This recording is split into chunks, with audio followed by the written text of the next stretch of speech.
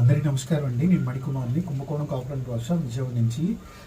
ఇలా చీకట్లో చూసి కంగారు పడమాకండి. యాక్చువల్గా ఇప్పుడే పూజ స్టార్ట్ అవుతుంది. సో ఈ స్టార్ట్ అయ్యే ముందు ఒక వీడియో చెప్తున్నాను మీకు.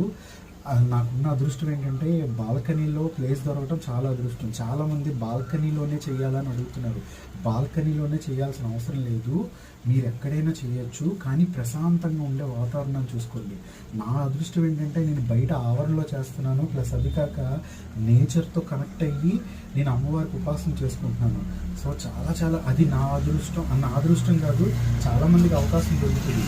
కానీ ఇలా బాల్కనీ అవకాశం లేని వాళ్ళు ఇంట్లో అయినా ప్రశాంతమైన ఒక గదిలో మీరు, మీ వైఫ్, లేదంటే మీ భర్తతో, మీ భార్య, పిల్లలతో అందరితో కలిసి చక్కగా ఉపాసన చేసుకోండి.